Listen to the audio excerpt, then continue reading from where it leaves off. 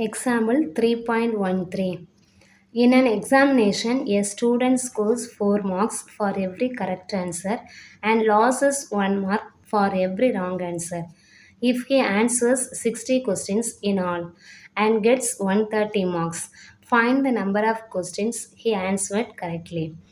ஒரு எக்ஸாமில் 4 marks correct ஆன்சருக்கா 1 mark வந்து லாஸ் பண்ணுறாங்க தப்பாக எழுதுனா.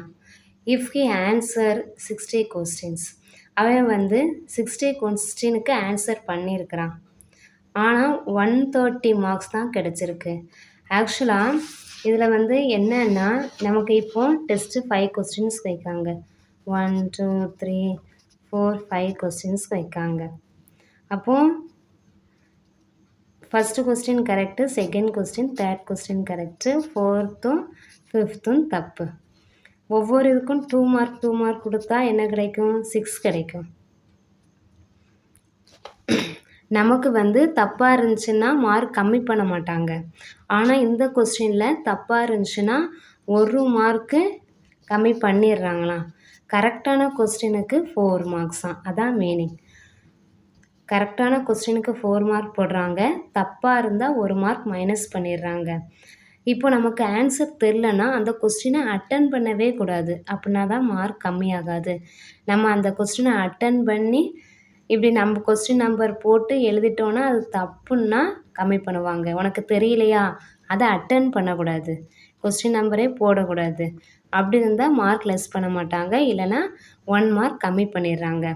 இஃப் ஹி ஆன்சர் 60 கொஸ்டின்ஸ், இப்போ இதில் வந்து 60 கொஸ்டின்ஸ்க்கு ஆன்சர் பண்ணியிருக்கிறான். அப்போது 60 கொஸ்டினுக்கு ஆன்சர் பண்ணியிருந்தா 4 மார்க்குக்கா ஒரு கொஸ்டின் 4 மார்க். அப்போ 60 கொஸ்டினுக்கு எத்தனை மார்க் கிடச்சிருக்கும்? 6 4s are 24. இந்த 0 அப்படியே போட்டணும். 240 மார்க்ஸ் கிடச்சிருக்கணும். ஆனால் அவனுக்கு கிடச்சது 130 மார்க்ஸ் தான். அப்போது என்ன ஆயிருக்கும்? தப்பான கொஸ்டின் நிறையா எழுதியிருக்கிறான். அப்போது அது எத்தனை கொஸ்டின் கண்டுபிடிக்கணும்? 60 கொஸ்டினுக்கு ஆன்சர் பண்ணியிருக்கிறான், எத்தனை கரெக்டாக எழுதியிருக்கான், எத்தனை தப்பாக எழுதியிருக்கான் நம்ம இப்போ கண்டுபிடிக்கணும். Find the number of questions he answer correctly. கொஸ்டினில் என்ன கேட்டிருக்காங்க அப்படின்னா, ஆன்சர் கரெக்டாக எழுதின கொஸ்டின் எத்தனை கொஸ்டின், தப்பாக எழுதின கொஸ்டின் கேட்கல, கரெக்டாக எழுதின கொஸ்டின் எத்தனை கொஸ்டின் அப்படின்னு கேட்டிருக்கு. அப்போ கரெக்டாக எழுதின கொஸ்டின் எத்தனைன்னு தெரில, அப்போ நம்ம அதை தான் எக்ஸுன்னு வைக்கணும். எது தெரியலையோ அதை தான் நம்ம எக்ஸுன்னு எப்போவுமே வைக்கணும். Let the number of correct answers be எக்ஸுன்னு வச்சுக்கணும். இப்போ வந்து 60 கொஸ்டின்ஸ் அட்டன் பண்ணியிருக்கிறான், அதில் எக்ஸு கொஸ்டின் வந்து கரெக்டாக. அப்போ தப்பு எத்தனை இருக்கும்? 60 மைனஸ் எக்ஸ் தானே. இப்போ வந்து இதில் 5 கொஸ்டின்ஸ் இருக்குது, இதில் 3 கொஸ்டின்ஸ் கரெக்டாக. ஃபால்ஸ் எத்தனை? தப்பான question 2.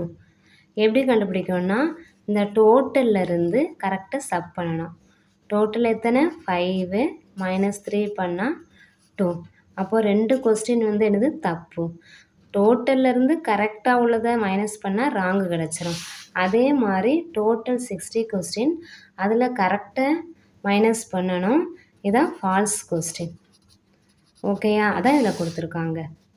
That's the number of wrong answer. Correct answer வந்து எக்ஸ்ன்னு வச்சா ராங் ஆன்சர் வந்து 60 மைனஸ் எக்ஸ். ஏன்னா டோட்டல் 60 கொஸ்டின்ஸ் தானே.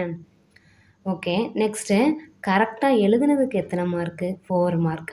நம்ம இதில் கரெக்டுங்கிறதுக்கு 4 வச்சுருக்கோமா, அப்போ 4 இன்ட்டு எக்ஸா. கரெக்டாக எத்தனை கொஸ்டின் எழுதியிருக்கான் அதுக்கு 4 மார்க். இப்போ வந்து நம்ம இதில் வந்து இப்போ 3 கொஸ்டின் இதில் கரெக்டு, ஒவ்வொன்றுக்கும் 2 மார்க்கு. அப்போ எப்படி 6ன்னு போட்டோம்? 3 கொஸ்டின்ஸு மார்க்கு 2, அப்படின்னா 6 வரும். கொஸ்டின் எத்தனை கொஸ்டின்? மார்க் 2, அதுதான் இங்கே போட்டிருக்காங்க. இது எக்ஸ் வந்து நம்பர் ஆஃப் கரெக்ட் ஆன்சர், இது மார்க்கு. அதே மாதிரி இதில் ஏன் மைனஸ் போட்டிருக்குன்னா, இப்போ ராங்காக உள்ளதுக்கு நம்ம மைனஸ் பண்ணிடுவாங்க. இந்த 4x வந்து என்னது? நம்ம 4x வந்து நம்ம கரெக்டாக எழுதின மார்க்கு. இப்போ மைனஸே பண்ணலை அப்படின்னா நமக்கு 4x கிடச்சிருக்கும். ஏன்னா கரெக்டாக உள்ள 4x மட்டும்தான் கிடைக்கும். ஏன்னா கரெக்டாக உள்ளது நம்ம எக்ஸு, அது கூட 4 வந்து number of questions with mark. இதில் மைனஸ் பண்ணுறாங்க. எத்தனை 60 மைனஸ் எக்ஸ் வந்து ராங் ஆன்சர் இன்ட்டு 1. இப்போ புரிஞ்சுதா? அந்த லைன் புரியுதா? இந்த லைன் புரியணும்னா 4x minus 1 60 minus x equal to 130. 130 marks. இது 130 மார்க்ஸ். இது வந்து கரெக்டான கொஸ்டினுக்கு 4 மார்க்ஸ் கொடுத்துட்டாங்க. தப்பான கொஸ்டினுக்கு 1 மார்க் மைனஸ் பண்ணுறாங்க. கரெக்டான கொஸ்டினுக்கு 4 மார்க். கரெக்டான கொஸ்டின் எக்ஸா, ராங்கான இதுக்கு 60 மைனஸ் எக்ஸா, அதான் இதில் எழுதியிருக்கேன். 4x mark. ஆக்சுவலாக அவனுக்கு கிடைக்க வேண்டியது 4x மார்க்ஸ் கிடைக்கணும். ஆனால் தப்பாக எழுதுனா அதுக்கு மைனஸ் பண்ணுவாங்க 1 மார்க்கு. Minus 1 mark. தப்பாக எழுதுனது ஆன்சர் என்னது 60 மைனஸ் எக்ஸ். இந்த ரெண்டையும் டோட்டல் பண்ண அவனுக்கு கிடச்சிருக்க மார்க்கு 130. அதான் 4x மைனஸ் 160 மைனஸ் எக்ஸ். மைனஸை உள்ளே கொண்டு மல்டிப்ளை பண்ணணும். மல்டிப்ளை பண்ணும்போது என்ன ஆகும்? 4x இந்த ப்ளஸ் 60 வந்து மைனஸ் 60 ஆயிரும். இந்த மைனஸையும் மல்டிப்ளை பண்ணால் ப்ளஸ் எக்ஸு. மைனஸை உள்ளே கொண்டு மல்டிப்ளை பண்ணும்போது ப்ளஸ்ஸு வந்து மைனஸ் சைனாக சேஞ்ச் ஆகும், மைனஸு ப்ளஸ் சைனாக சேஞ்ச் ஆகிடும். 130. 4xையும் எக்ஸையும் ஆட் பண்ணும். 5x minus 60 equal to 130. இந்த 5x அப்படியே இங்கே வச்சுக்கணும். ஈக்குவல் 130 போட்டுட்டு இந்த மைனஸ் 60 காணாமா அப்படின்னா இந்த மைனஸ் 60 ஈக்குவலுக்கு ரைட் சைடில் போகும்போது ப்ளஸ் 60 ஆகும். 5x மைனஸ் 60 வந்து இந்த சைடு போயிடும். அப்போ மைனஸ் 60 ப்ளஸ் 60 ஆகும். 5x 130யும் 60 ஆட் பண்ணால் என்ன கிடைக்கும்?